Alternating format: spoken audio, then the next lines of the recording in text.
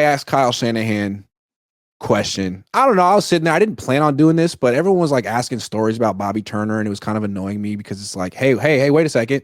This is a press conference for a coach who's 6-10. Why not? How about one question where he doesn't feel super comfortable because he's 6-10? I feel like most coaches in the NFL have to sweat a little bit at 6-10. I didn't see any perspiration, Jesse. Not one bead of sweat. So I asked him to assess himself, which is not even that hard of a question. It's kind of a softball question, and it gave him an opportunity to like be a leader and be like, no, this wasn't my best season. And I'm not going to tell you why, but I'm definitely thinking about it. And next year it's going to be a better version of me. People would have freaking loved that if he had said it. His players might have loved it. Instead, he kyled and said, I don't really understand the question and I'm working hard. And that's about it. So, and he laughed at it like, oh, who are you to question me? Do you know how good I am? Don't you know who I am? Wow, kind of a big deal. Okay. So I think it's fair to say that this was not a good year for Kyle Shanahan and that he's done better in the past. So how would you assess the job he did? Some things were out of his control. Some things weren't. And finally, at the end, maybe we could give him a grade. Man, well, first of all, I do want to talk about the way he answered that question. He did answer the question without realizing it, because he said, well, the way you phrase it was, are you disappointed in your performance this year?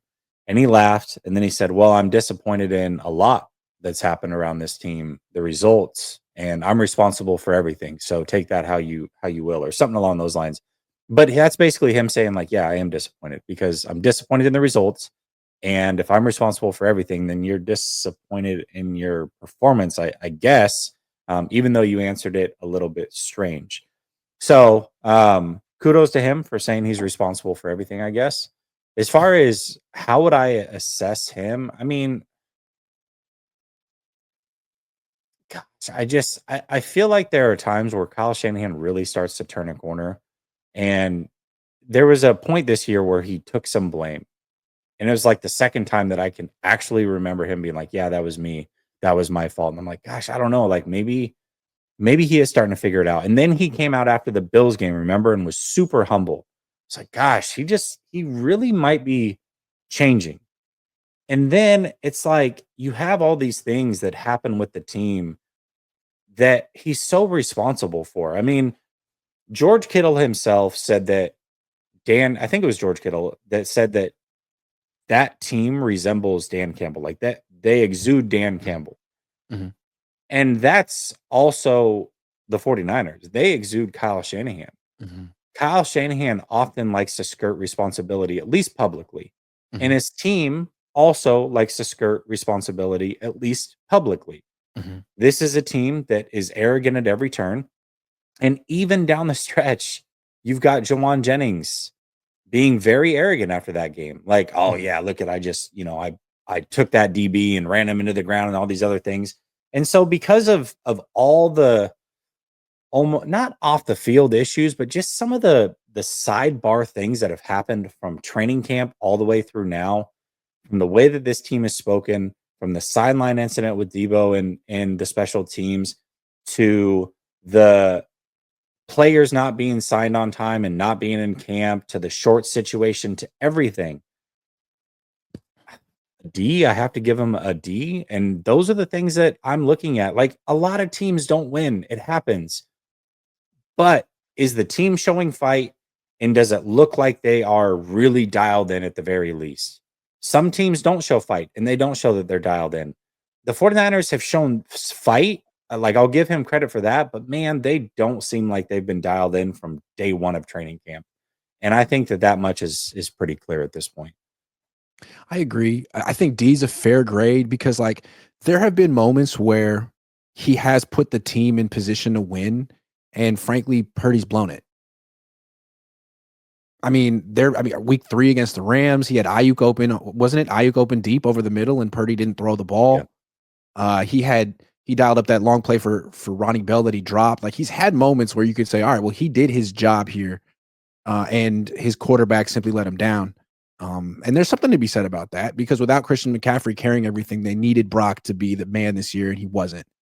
But from like really letting the culture of the team deteriorate majorly to the point where you had people like kind of almost wanting to be on the Lions, at least the way they talked about them. Like, oh man, they seem like they have fun. It doesn't seem like the Niners have fun anymore.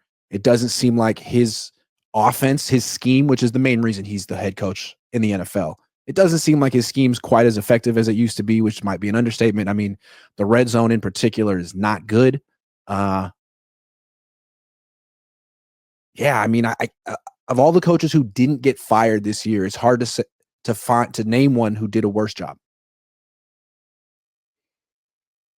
You said of the coaches that didn't get fired? Yeah, the coaches who still have their job. I mean, all the guys who got fired, yeah, for sure. But the guys who didn't get fired, I mean, who did worse than him this year? Like Antonio Pierce did a really bad job, but no one expected him to do great. People thought Kyle would be in the Super Bowl or close to it. And he's 6-10.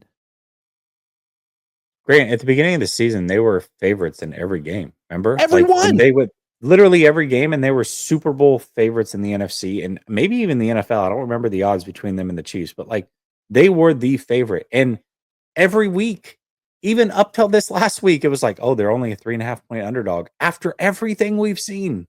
Everything we've seen. Now that almost played out, but still, they get so much grace from the bettors and all, and that tells you how the league views this team and Kyle Shanahan. So yeah, they've been a massive disappointment, but it's not only that. Like, yeah, he's done a good job at times with his play calling, sure, but that's not being the head coach. Like the moment that CMC was back, it's like everything CMC. We're running him into the ground. The moment that Dre Greenlaw's back, running him into the ground. It's like, man, you just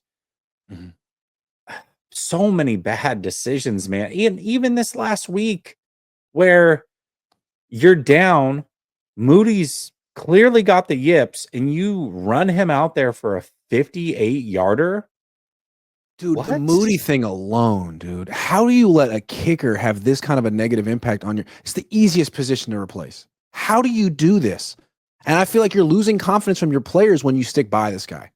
Because you're like, what? We're giving our best effort and he blows it and you excuse it? And then to me, like the whole Debo story this year, like he clearly was having a down year. Not only that, but he was part of the problem with the culture attacking Jake Moody and Tabor Pepper. And you enabled him every step of the way.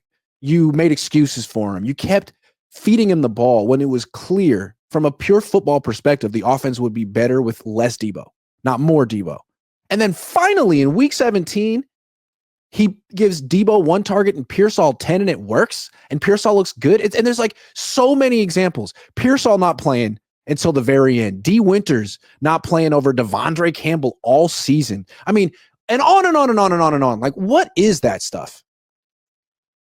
I don't know, man. It's crazy, but it's Kyle has like his isms where it's like, oh, that's just Kyle being Kyle, and we joke about it, but most of it is not positive when we say that. And we know it, we all know it's gonna happen. We all knew that when CMC was back, he was going to run him every freaking play. And we made a joke. We talked about it in the 4-man front. When Dre Greenlaw came back, we were like, oh, this will be great. They'll have a package for him. I was like, what are you talking about?